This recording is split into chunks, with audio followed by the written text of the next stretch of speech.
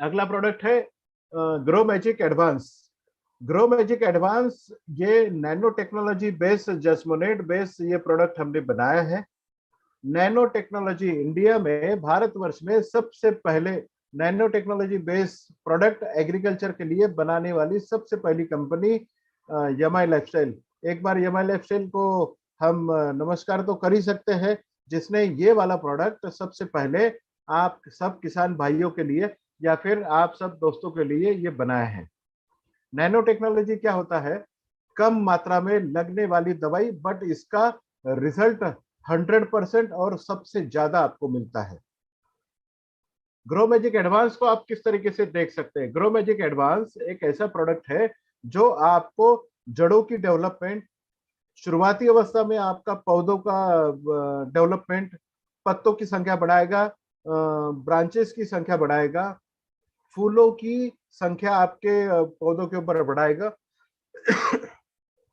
आपके पौधों के ऊपर में फलों की संख्या बढ़ाएगा, फूलों को फलों में कन्वर्ट करने का मतलब फलों को नीचे गिरने से, फूलों को नीचे गिरने से बचाएगा, एंड आपके फलों का वजन बढ़ाने का काम करेगा। जैसे ग्रेन्स में, अब कपास का एक एग्जांपल लेते हैं। कपास जनरली एक बॉल साइज अगर कपास की अगर लेते हैं तो 5 ग्राम का होता है। 5 ग्राम का कपास अगर आपका 5 ग्राम का है तो वो ग्रो मैजिक एडवांस के साथ में अगर छिड़काव आप करते हैं तो वो 5 ग्राम का बॉल 7 ग्राम का होगा। अगर एक पौधे के ऊपर में 100 बॉल्स है और 2 ग्राम का एक बॉल का वजन बढ़ता है तो आपके खेत में एक पौधे के ऊपर में करीबन 200 से 300 ग्राम आपका कपास बढ़ेगी। और 1 एकड़ में अगर आप कैलकुलेशन करोगे तो 1 एकड़ में 17,000 झाड़ होते हैं कपास के, और एक पौधे के ऊपर में 200 ग्राम, 17,000 गुणिले 200, तो आप देखिए कि कितना बड़ा उपज आपकी बड़ी है। इसी तरीके से सोयाबीन की अगर बात करते हैं, सोयाबीन के दाने का वजन बढ़ाएगा, उसका ऑयल कंटेंट बढ़ाएगा। ऑयल कंटेंट अगर उसमें 29% या 30% होता है तो कम से कम 5% ऑयल कंटेंट बढ़ाएगा।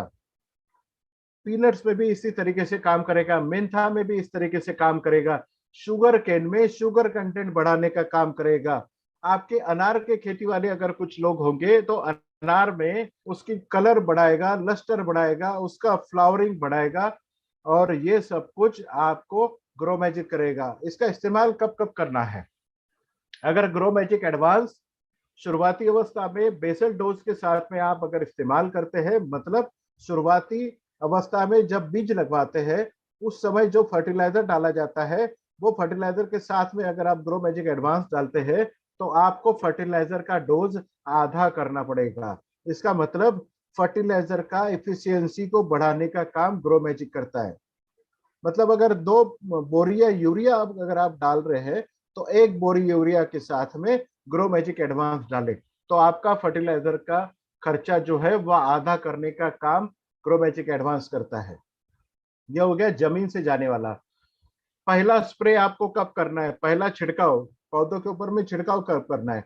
जब भी बीज का अंकुरण होगा, और आपका अंकुरण होने के बाद में आपके पौधों का 30 दिन का या 35 दिन का जब पौधा होता है तो उस समय पौधा बाल्यावस्था से निकाल से ही विकास करने लगता है। तो उस समय 30 या 35 दिनों के बाद में हर खेती के ऊपर में आपको इसका पहला छिड़काव करना है, ताकि पत्तों की संख्या बढ़े, और जितने ज्यादा पत्ते आपके खेत के ऊपर में होंगे उतने ज्यादा फूल लगेंगे, उतने ज्यादा फल लगेंगे। तो इस तरीके से पहला छिड़काव आपको 30 या 35 दिनों में करना है।